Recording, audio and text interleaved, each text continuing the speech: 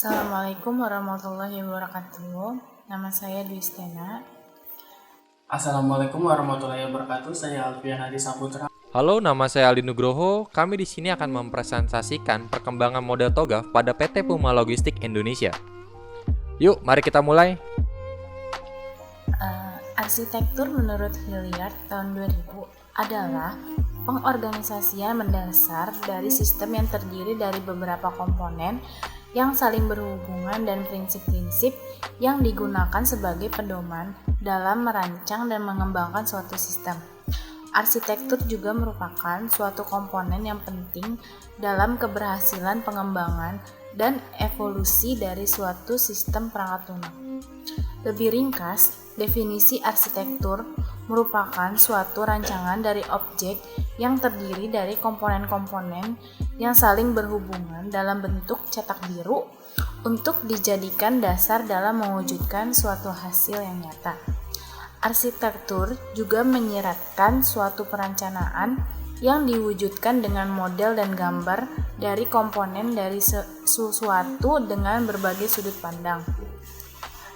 Enterprise adalah suatu informasi strategis berdasarkan aset yang mendefinisikan misi, kebutuhan informasi untuk melakukan misi dan proses peralihan untuk mengimplementasikan teknologi baru dalam merespon kebutuhan perubahan misi. Arsitektur enterprise meliputi gambaran dasar arsitektur, arsitektur target, dan rencana berkelanjutan. Definisi lain menyatakan bahwa enterprise adalah setiap kumpulan organisasi yang memiliki perangkat tujuan. Sebagai contoh, enterprise bisa merupakan lembaga pemerintahan, sebuah organisasi secara keseluruhan, sebuah divisi dari organisasi, departemen tunggal, serta rantai organisasi jauh yang terpisah geografi yang terikat bersama kepemilikan umum. Akan menjelaskan tentang TOGAF. Enterprise Architecture Framework ini dibuat berdasarkan the Tactical Architecture Framework for Information Management atau TAFIM yang dirancang oleh Departemen Amerika Serikat. Kerangka kerja TOGAF diadopsi oleh Open Group pada pertengahan 1990-an.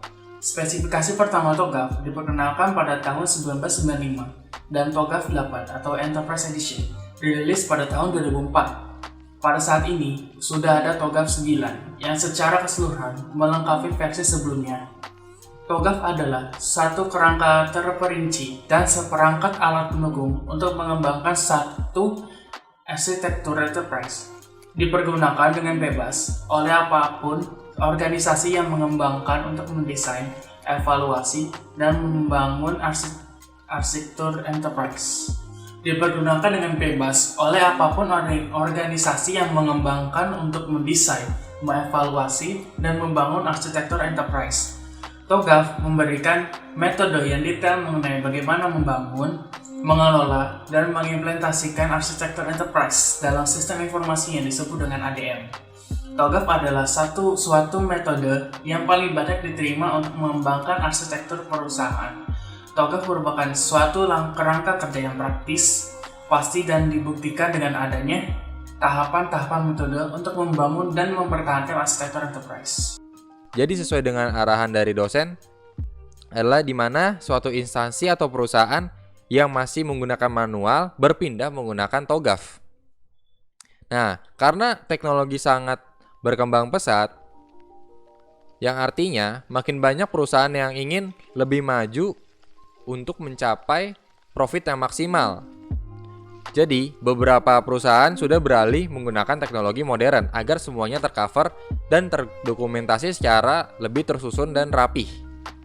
Jadi, menurut yang saya cari-cari juga dari sebuah makalah ini juga sudah beberapa instansi masih menggunakan manual dan beberapa sudah ada yang memakai TOGAF, atau bahkan di luar sana ada yang sudah memakai teknologi yang berupa AI atau Artificial Intelligence gitu.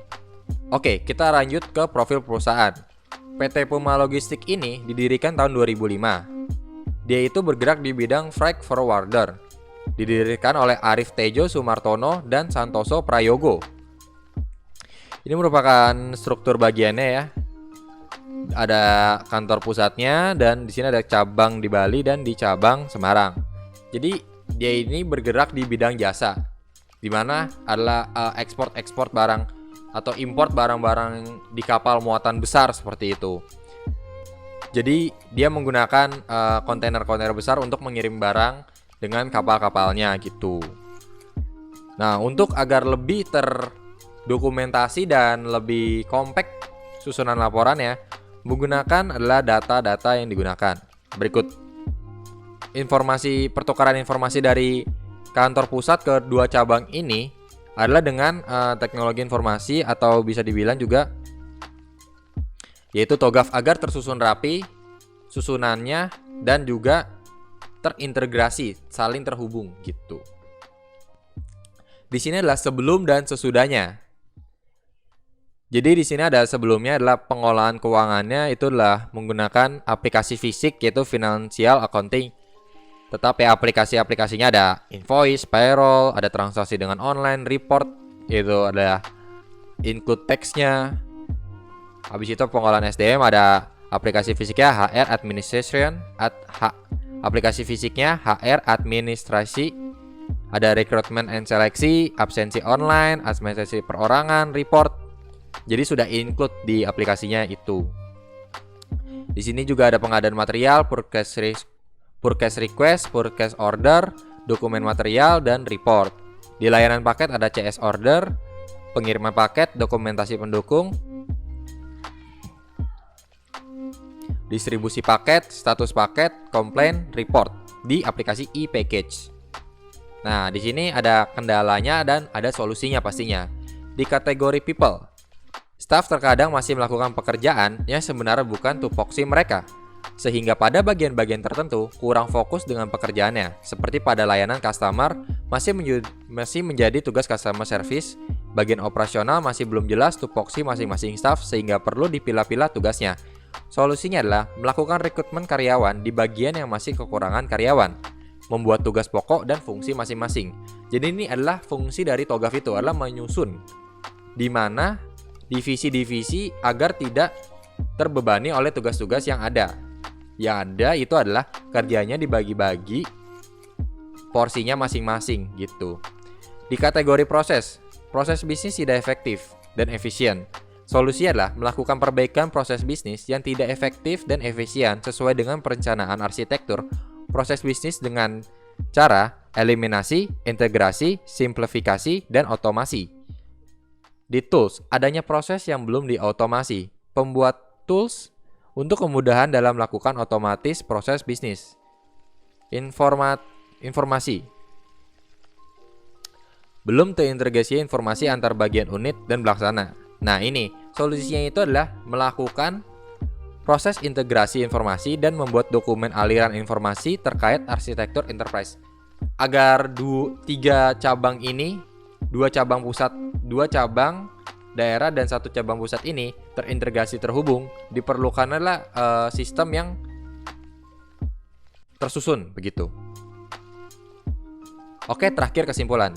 Yang dapat diberikan berdasarkan pembahasan dan analisa pada perancangan arsitektur dengan kerangka kerja TOGAF The Open Group Architecture Framework pada PT Puma Logistik Indonesia, arsitektur enterprise meliputi. Jadi, kita meliputi itu ada pada arsitektur bisnis dihasilkan 13 rancangan, fungsi bisnis di mana sudah disesuaikan dengan kebutuhan bisnis yang akan datang maupun kebutuhan fasilitas untuk mendukung perencanaan SI/TI nantinya. Pada arsitektur data dihasilkan 27 entitas data dan relasinya yang disesuaikan dengan kebutuhan fungsi bisnis yang akan datang. Yang tadi juga 4 aplikasinya itulah Financial Accounting, HR Administrasi, iMaterial, dan e-Package.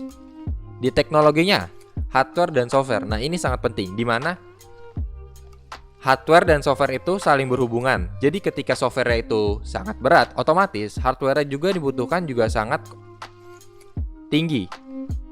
Gitu. Maksudnya adalah di sini tinggi itu adalah hardware-nya yang canggih, begitu. Oke, sekian dari saya. Terima kasih.